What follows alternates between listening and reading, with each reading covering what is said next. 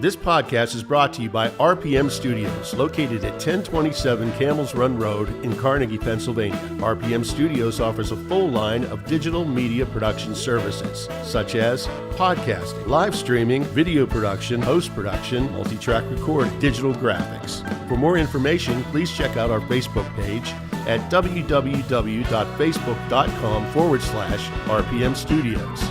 Now on with the show.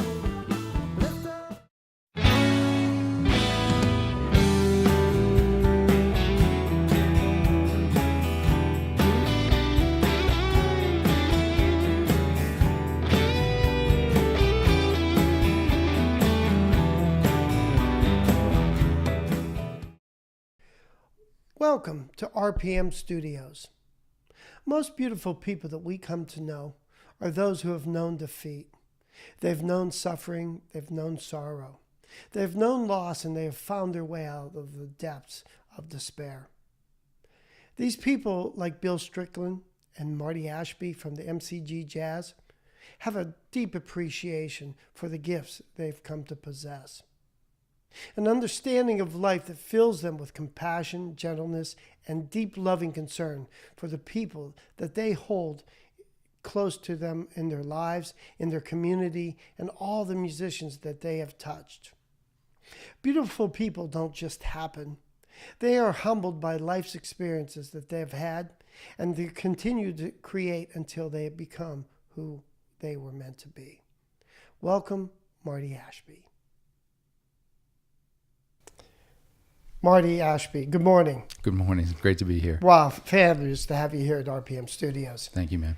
Man, I tell you what, I was going through my due diligence, and as I told you when you walked in, it's like your history is amazing. You as a player, you as a community person bringing so much joy to the city of Pittsburgh, and no matter where you go, whether you're performing and the people you perform with, it's just amazing. A father, a great husband, and the love you share with everyone here in Pittsburgh, man. Welcome. Thank you so much, man. I've been very, very blessed and fortunate in my life to do so many things that I love and continue to. Yeah, well, tell me about that blessing. When did you realize you were this blessed?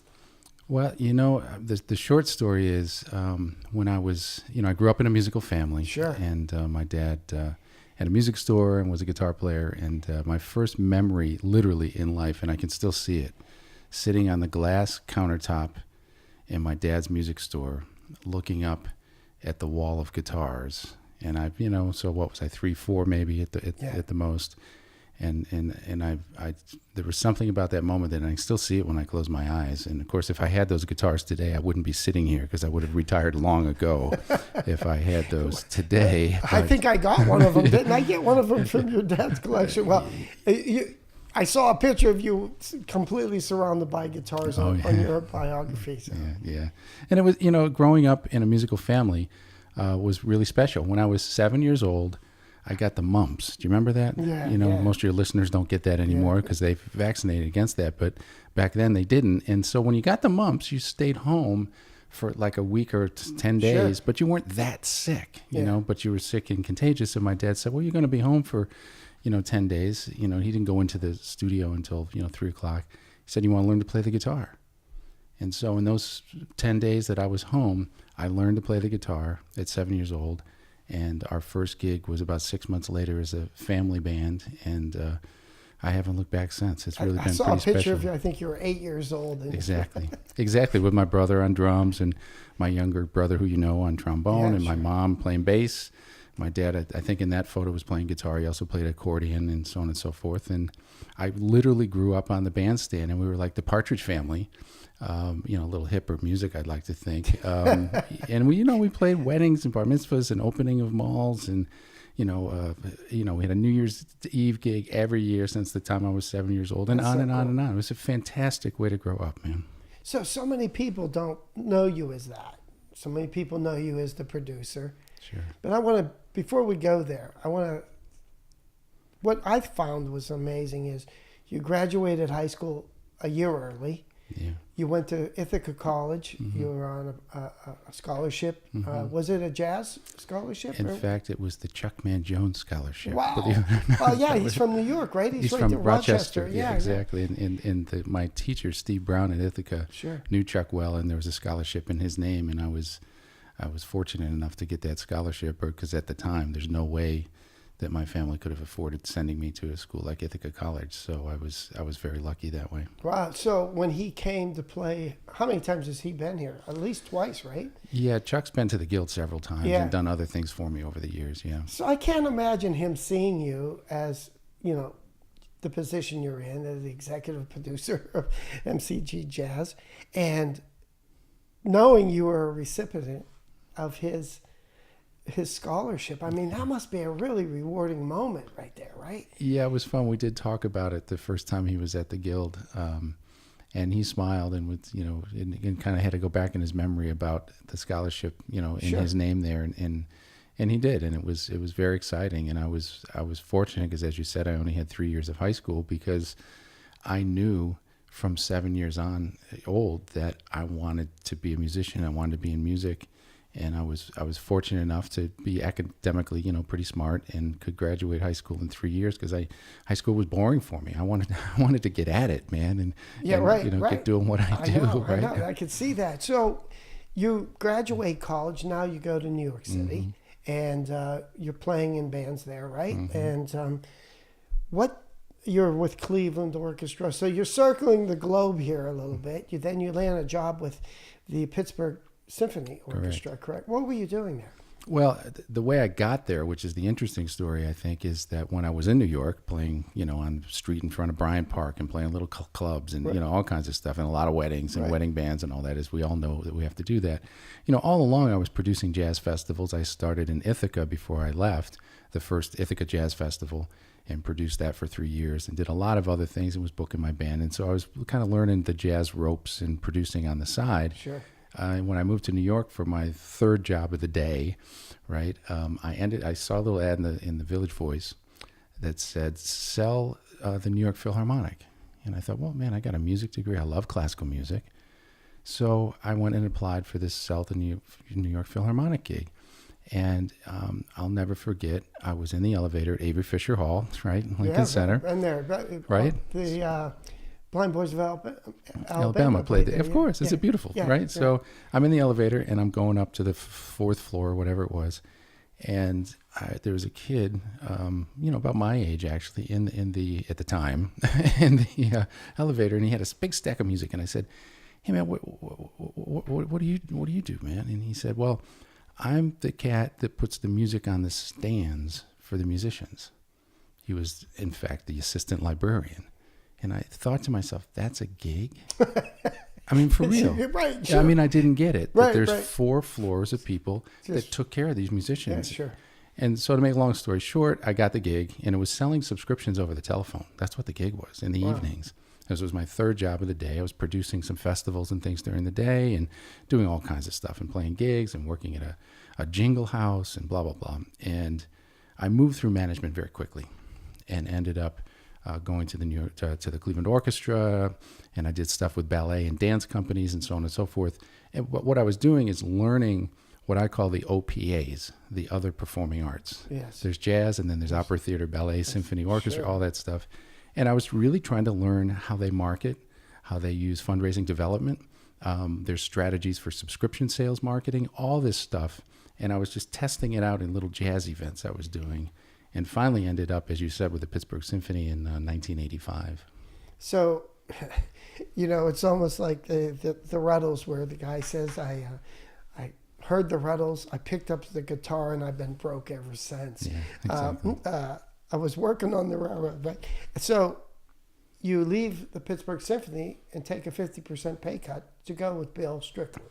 Yeah, it was. What was happening there? I mean, that had to be a real challenge, because at that point, were you married?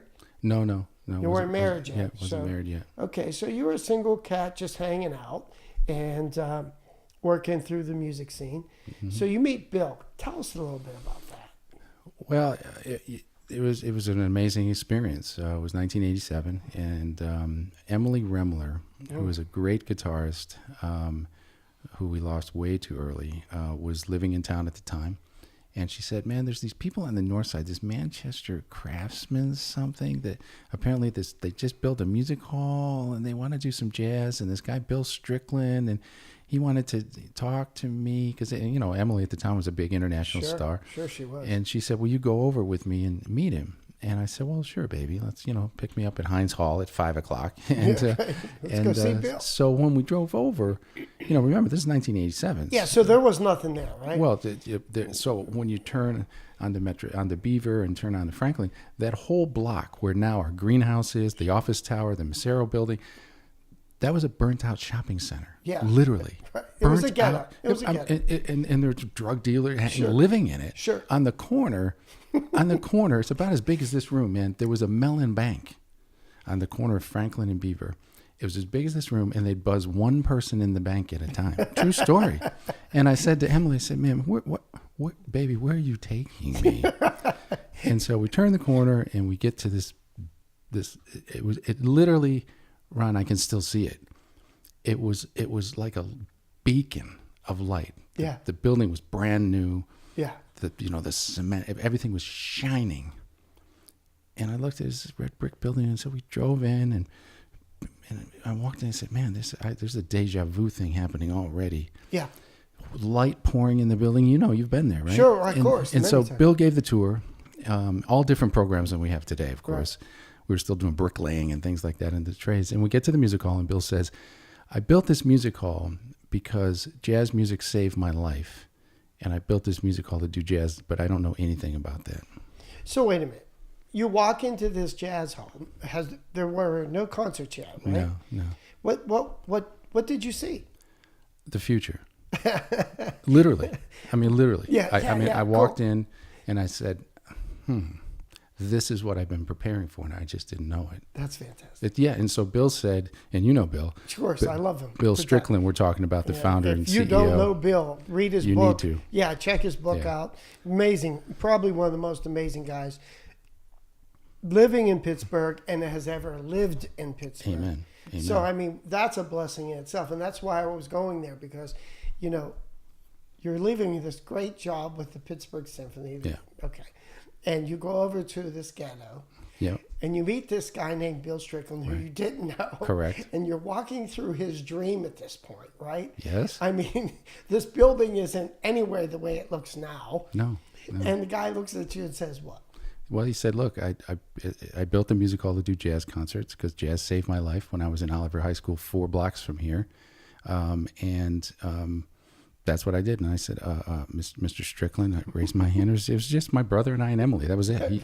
And I said, we need to talk, sir. And Bill, for those of you that know him, looked me in the eye and said, how about 9 a.m. tomorrow morning? Right? And I stayed up all night on my little Mac Lisa computer. Mm-hmm. Some of your listeners may be old enough to remember that. Sure. And wrote a proposal why he had to hire me, what I was going to do with this program. So you wanted this job? Well, yeah, there really wasn't a job to have, but I wrote one that night, all night, and came in the next morning and handed it to him and said, "Sir, here's what I'd like to do with your jazz program." And he said, he perused it and he said, "Well, that's fantastic, but I don't have any money for you." And I said, "I don't care." And it was actually an 80% pay cut. But truth be told, and it didn't matter, man. And that was 32 years ago, and everything on that proposal, which we have in the archive, I looked at it about 6 or 8 months ago. We've done all of that and 10 times more things that I never dreamed of. And Bill, there's keys that are on my keychain right there. He handed me the keys at the front door and he said, "Have a nice life." So there's life preparing you all these years. Correct. You're so that was 87. So I'm going to take a guess. I'm not sure how old you are, but I'm going to assume you're late 20s. Correct. And you're looking at this guy you don't even know, but there is something very contagious and infectious about that personality that Bill has, that smile, that look in his eye. There's that godlike look in his eye, isn't there? Well, no's not an option with Bill. I mean, Yeah. that's the thing. The name of his book is Make the Impossible Possible. Right. And I knew from the moment I met him that he and I were like spirits. I mean, we were cut from the same cloth, because no is not an option for me. If I get my mind on something, it will be. Well, talk about the perfect witch's brew. I mean, there you are, walking in with all this knowledge of how to, sell tickets. Yeah. I mean, all the things you learned back in New York. Mm-hmm. It's kind of an amazing story. So now we're at 1987. Mm-hmm. Your first day of work. Tell me about that. Yeah, it was, I say this all the time. And when I walk into the building to this day, and I've probably told you this before, I still see a big blank white canvas. I love that. And I say, okay, well, what colors are we going to paint with today? Yeah, as a painter, I love that analogy. You know, because really, there's nothing that I could think about doing there that can't be accomplished. And so I got into that environment, that mindset that Bill has, very quickly. And so we started with one concert. Who was the first concert? The grand opening was Billy Taylor, of course, who's a mentor of both Bills and myself. And the first kind of ticketed event was with Nathan Davis and the great Donald Byrd. Oh yeah, wow. Right. And then we did a little 3-part subscription series, and I called in favors with people and got Ray Brown and Monty Alexander, and then we got Dizzy Gillespie and got Carmen McRae and Max Roach. And so none of those, I didn't see those, and correct me if I'm wrong, because I've only watched your documentary. We Knew What We Had, and right. For those of you watching or listening to this, if you have not seen the documentary that you executively produced, and I don't know what else you did in there, but pretty much you and that. What was the other gentleman that? Jeff Seawald was Seawald. The kind of my partner on that. There you go. I couldn't help but think all the time, and obviously we're doing a lot of this type of filming and things, Sure. and Rich Angler, we're working a little bit with his project, and when I watched that. Of course, I came down to the venue to watch it, the opening, and I can't imagine how much of that was your memories of things going on, and then where you took it. It was just an amazing documentary. Well, thank you, man. I mean, again, if those of you listening or watching, if you have not seen that, it's still airing, right? It still airs on PBS for the next 2 years. It's We Knew What We Had, the greatest jazz story never told, which was something that we just completed, in fact, this last year, and it's largely all about Pittsburgh. I mean, it's there's the card. It's it's the greatest Pittsburgh jazz story ever told. You know what? That completely blew me away. And one of the things that blew me away about the documentary was how Pittsburgh was set up so perfectly with the rivers that brought the jazz musicians from not only New Orleans and all those areas, but the people that were working in the plantations and things down in Virginia, and they came up, and how that melting pot happened, and how many jazz musicians like Joe Negri. Right. I was with Joe after the show. We talked for some time, and he said, I moved to New York, and I moved back to Pittsburgh to play jazz here. That's why I loved it, because there was not the same vibe. And he said, when we lost the Hill, everyone thought we lost jazz, and we almost did. And he credits you guys for keeping things alive. And I mean, hearing that from Joe Negri. Yeah. I mean, I love that cat. He's so cool, no, he's isn't a he? very special man. Very special man. And there's a lot of folks like Joe, like Roger Humphreys, like Johnny Costa, Walt Harper, Nelson Harrison, Dwayne Dolphin. I've got a whole Danny Kahn. I mean, there's a whole list of really world-class musicians that could have been playing anywhere, and they decided to either stay or come back. Like Johnny Costa came back, he's on the road a lot, and he said, no, I'm just going to stay in Pittsburgh. And then, of course, the Mr. Rogers thing happened, and the same thing with Joe. Roger Humphreys could play with anybody anywhere in the world to this day. Yeah. And he decided to stay in town. It did many others, and that's Georgie part Benson, of what we tell. Yeah, he comes back. He comes back periodically, and he's one that left, but reveres Pittsburgh. When we did the interview, I did the interview with George at his house in Phoenix for the film. And, this is a great short story is, his handler said, all right, Mr. Benson has 20 minutes. And so we got the gear all set up in his house. And he was the last interview. It took me 2 years to get it. Just scheduling, that's all. It's not like he didn't want to. It's just being the right time, right place, and, things changed. And so George came out, and he was very gracious, and he sat down, and I knew what I needed to get out of him because the rest of the film was pretty much done. And the first question, a half an hour later, his answer was a half an hour. 2 hours plus later, he said, any other questions? Anything else you want? He told these amazing stories about, little Roger Humphreys and he were kind of growing up at exactly the same time. He told this great Joe Negri story I have to tell your listeners because it's delicious. Please. So he and Joe were friends. It was little Georgie Benson to Joe because, George is younger than of course, Joe Negri. And George told the story. He came back to town. This is after Breezin'. So he said it like this. He said, so I was a big star by then, and he came back to town. And for whatever reason, he and Joe, they were going to go together to the grill. Sort of been the new grill, but to the grill to see somebody that they both wanted to see or a friend or whatever. And George said, so they walked into the grill and everybody went crazy for Joe Negri. He said, I went and stood in the corner. And they're saying, oh, look, it's Handyman Negri's here. And they were going crazy. And George said, and I just stood in the corner and watched everybody go over to Joe. I love it. What a great story, right? It. Well, I was blessed to be able to be at Joe's Duquesne University award. They named a street after him, and Joe Negri Day and all that. And what a wonderful thing to see he and his wife. And, they're still a lovely couple. And I just saw him recently. It just seems like he never ages. I mean, how old is he? He has to be. Well, if I tell, he said he would shoot me. So I'm bound by law to not mention. But was he part of the? Do you know if he was part of the new film that Tom Hanks came in with the?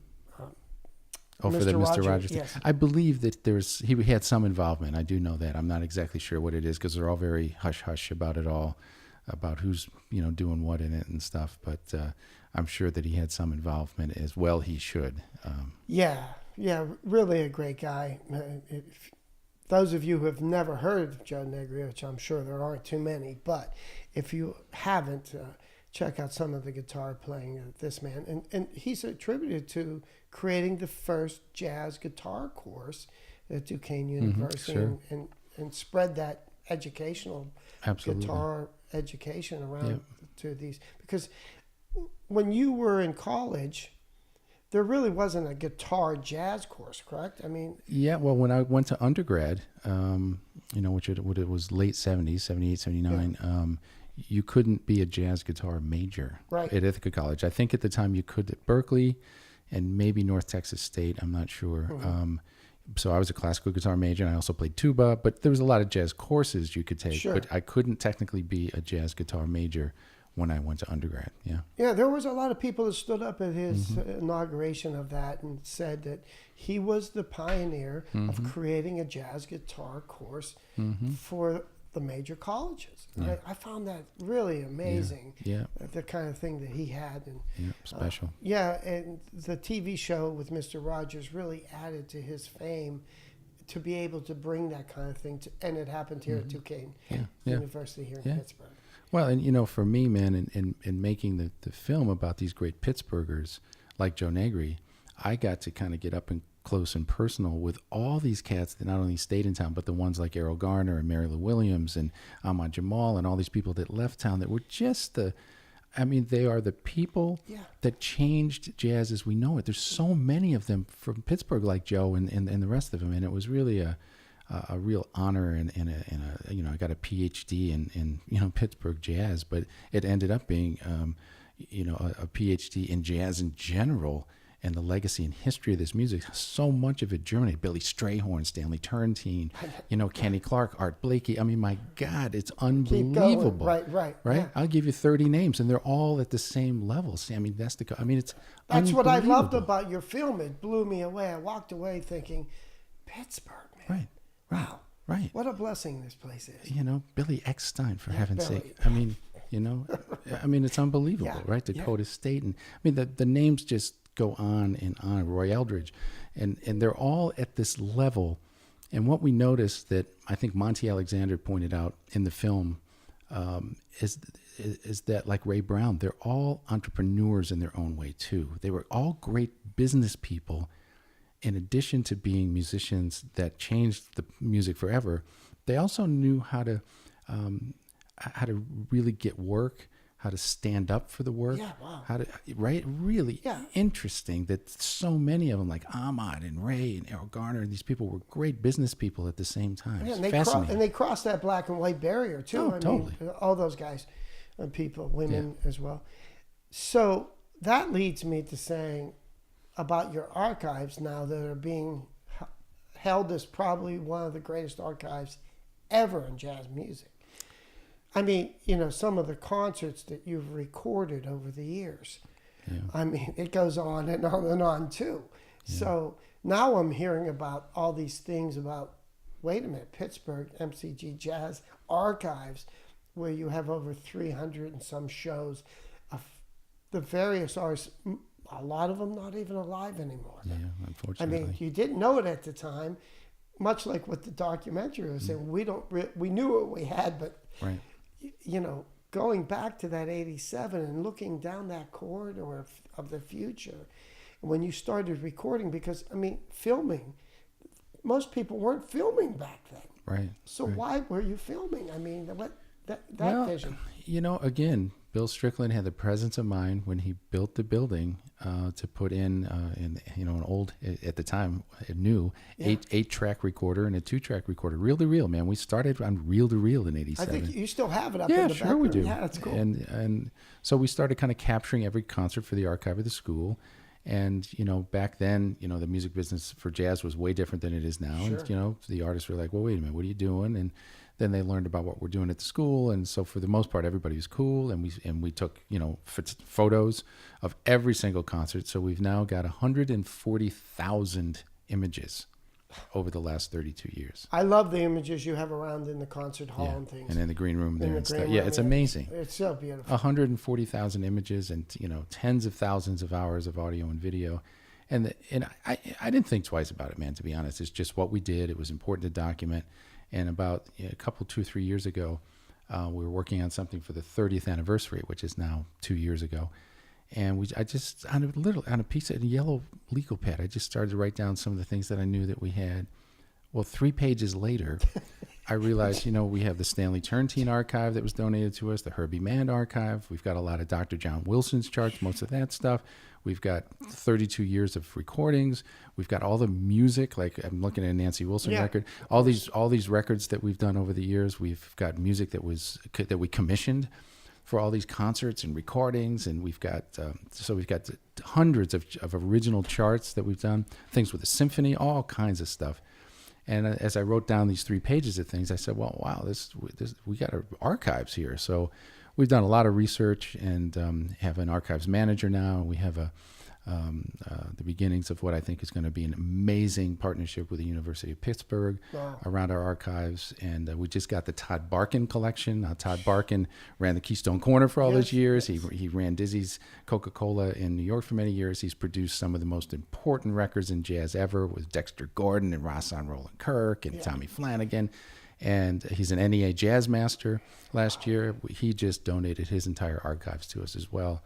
So we've been able to cull from the archive some recordings already, some photos that are in different persons' biographies, and there's some big plans to share the archives with consumers and researchers and students, and I'm pretty excited. And that money will raise money for by the way, most people don't know you guys are a nonprofit, by the way. Yes, we start with 0 every year, thank you, and go from there. Well, I love what Nancy Wilson, by the way. Was she your first Grammy? No, the first Grammy was with the Count Basie Orchestra. Or and the New Count York Basie, Voices, right? yeah. 1989 or something like that? No, I think that was 92. 92, 93, okay. yeah, one of there. Yeah. Okay. Yeah, that was the Voices. With the Basie band, yeah. Yeah, that's Yeah. great. Yeah, that that was really your first Grammy. How many you have now? 5? We've 6? got 5 Grammys and then a couple other, one for, compositions and stuff, and 10 or 11 other nominations. So we've been very fortunate. And this is just for your record label at the Jazz Guild. Mm-hmm. So Nancy Wilson, her Grammy was recorded. Her song, "It Turned to Blue," was recorded at your studio. Mm-hmm. And I had to quote her too, because I love what she said about you guys. It's an organization that serves the city and all cities, that cherishes the arts and preserves the legacy of jazz musicians. Mm. That's a pretty amazing statement to come from a musician of her. I mean, she nailed it right there. I mean, I thought that was really a great thing to say. Yeah, she's a special lady, that's for sure. Your mission statement to preserve, present, and promote jazz. Mm-hmm. So you and Bill are sitting around. Who came up with the mission statement? That was me. I kind of coined that, I think, a year or so into what we were doing. And for me, Ron, it's frankly made my job so easy, because everything that comes across, my desk or phone call or now email or whatever it is, all I have to do is look at our mission statement to preserve, present, and promote jazz, and then it makes it easy for me to decide if we do it or not. Yeah, right. So if cool. it doesn't fit, because you get people want to do stuff with you all the time, and if it doesn't fit into there, then it makes it easy. Then we don't do it. We just don't. We just don't do it in that space. You know, and it's so clear, and no one gets sideways with me when I say, "Well, yeah, this is what we do." Yeah. And that doesn't really fit that, and so. It's really been very useful tool for us to keep us focused, and I think that's why we're having such success, because we stay in our channel and we stay in our lane. There you go. We do what we do best, and we stick with our core competencies. And early on, I will admit, at the Guild, I was because the funding back then was different. So I had a poetry series, I had a classical music series, I had a smooth jazz series, we had a little film series. I had all kinds of stuff for maybe the first 4 or 5 years. Trying to find our way. We knew we were going to do jazz, but we thought, well, it's a good size, 350-seat music hall. Let's try some of these other things, and I could get some sponsors. We had an amazing poetry series for a while, and some other stuff like that. And then eventually, it's like, you know what? We need to do this deep and rich, right? As opposed to being narrow and wide. I want to go, wide and shallow, I should say.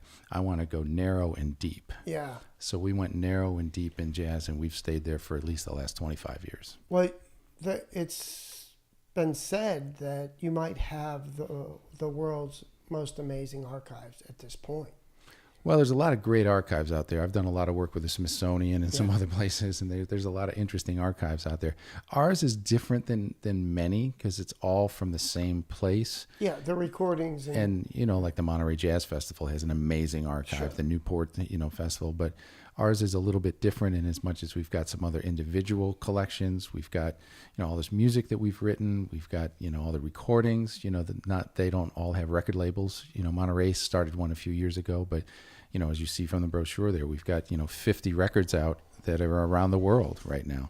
And by the way, if you don't have this catalog and would like to get it, where could people? Just go to mcgjazz.org, and there's an email address there, and we'll send you one of those catalogs that's got all 50, and all 50 are online at mcgjazz.org as well, to get more information about the records. But or you certainly can call the switchboard at 412-322-0800. Right.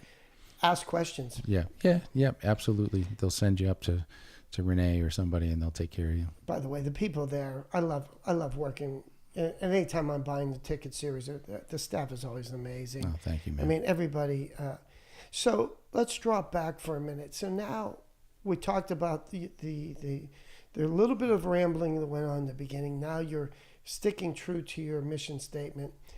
But how does the jazz scene changing that? Because like rock and roll, like any of the other genres, You're seeing this breaking up. And I said this to Rich Angler.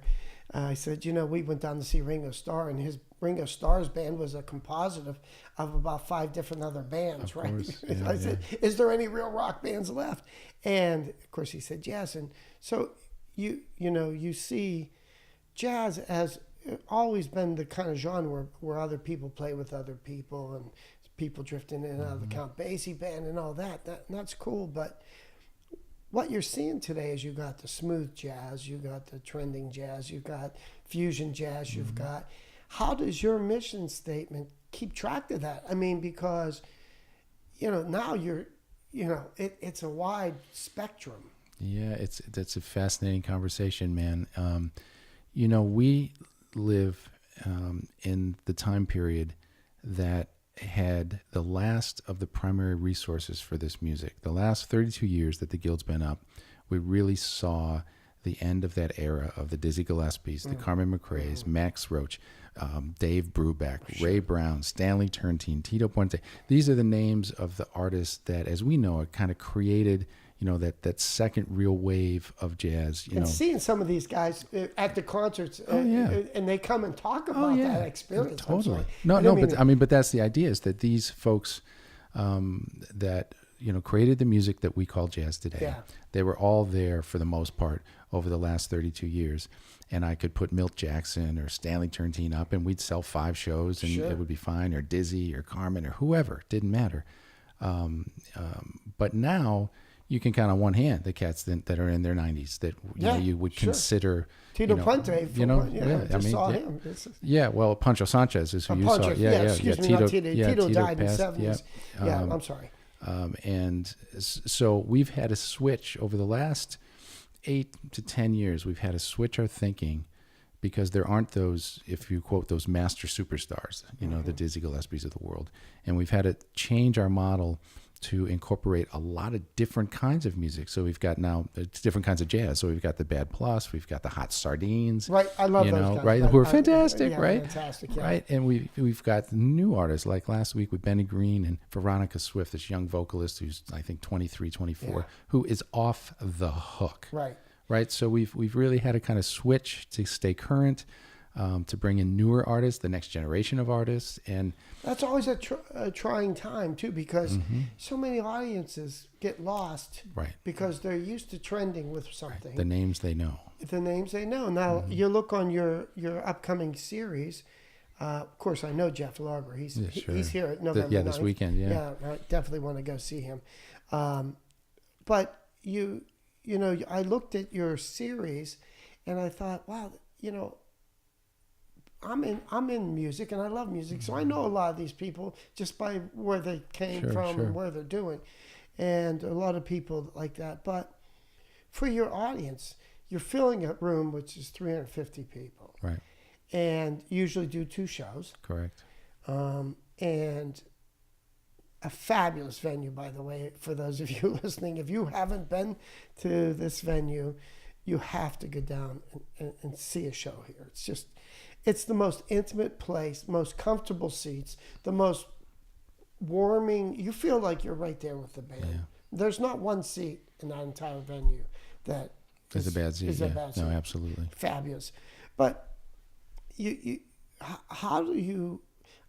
are you going to do, or how are you acquainting these old venue goers to your new situation in music music history, I'm going to call it now, because we're watching smooth jazz. Do you guys look at each other? I guess you do the picking of the bands. Am I right on it? Correct. So do you say to yourself, well, I need 3 smooth jazz guys? Are you going to the various genres, or? Yeah, it's a really creative process. I try to have a nice balance of some of the favorites, the Monty Alexanders of the world that you just know are going to be so delicious and everybody's going to love. Yeah. Sprinkling in the Victoria Swifts and Veronica rather, and then the Paquito de Riveras, some of the legends, in with the Bad Plus, who's now been around for a few years, but they're not, at the level of a Monty Alexander yet, or, it is an interesting recipe every year. And I noticed you bring like the hot sardines. You've brought them back a Yeah. couple times, Right. And so I've noticed they've built up the following. Because the first time I saw them, I was I was new to the situation, and then of course now when I go this every time I see them coming in, fantastic, right? So in a way, you're setting some trends for them as well. We're trying to build audience that way. Yeah. Exactly. So, how are these new artists or newer artists going to maintain their career to become Milt Jackson or Carmen McRae or whatever it is, 30 years from now? And the only way you do that is repeated exposure in a given market. So to just bring in folks for one time, to me doesn't really work. You've got to begin to build them. I mean, I did that with the New York Voices back in 1987. No one had heard of the New York Voices. Yeah. Right. So I love them. So what did I do? I put them on with the Count Basie Orchestra. Right. And then suddenly, I get 700-800 people. In those days, we're doing 5 shows. So I get, 1,500 people that suddenly know the name. Yeah. And then when I bring them back on their own in the following year, it makes so much more sense. So a lot of times we'll have an artist come in maybe as a guest with a Bob James or a guest with a, somebody that's kind of a household name. And then they can come back on their own at another time. I mean, it's no different than what, the rock and roll guys do as opening acts or as a guest or whatever. It's the same formula. In jazz, it's very very organic because that happens anyways with the music, right? How do you determine your schedule? I mean, that's a full-time job down there, right? Yeah, and then yet some. You're out playing. I saw that you're going to do a concert with Carnegie Mellon sponsoring it in the park this summer, I believe, right? Yeah, we did a bunch of things this summer, yeah. And I see that you're scheduling some other things now too, right? Yeah. I mean, I guess you always hear people say if you want something done, ask the busiest person to help you do it. So how do you do this? I mean, many times I've talked to you, and you're taking your kids to their sports and things. So you're still this on the spot dad. Yeah. Your family life is extremely important to you, which I think is amazing. And yet you're running a very, I want to say profitable, but a sustainable nonprofit organization. You are moving into a new wave of business, and then on the other side, you're recording. You're a fabulous guitar player. That's one of my biggest complaints. I never get to see you play enough, and I did get to see you play last series. Who was it that I saw you get up? It was a guitar player. With Larry Coryell. Larry Coryell, that's who it was. His soul, yeah. Yeah, I love know. him. Yeah. Well, how about that one for the archives, right? Yeah, that was a special moment. And Larry was one of my inspirations. Larry Coryell, we're talking about early on as a guitar player, of course, because he's amazing. And he was actually the first major jazz concert I ever presented in Ithaca. The Ithaca Jazz Festival was Larry Coryell. Well, he talked about it. Yeah. He talked about it in the show, and he said that you got up and played, and you blew him away. He said, I expected you to be good, but he didn't want you to be that good. Yeah. Larry was fun. We had a lot of fun together over the years. That's he did fabulous. a bunch with us over the years. That's fabulous. But you're right, man. I mean, it's a 24/7 schedule, for what we do in the arts and with the family. I'm off to take my daughter to skating when I leave here today, and it's just part of it. But as Bill Strickland always says, well, we'll sleep in the next lifetime. There you go. And so we kind of pack it 24/7. But man, we're very blessed to be doing things that we love every day, and then so you don't feel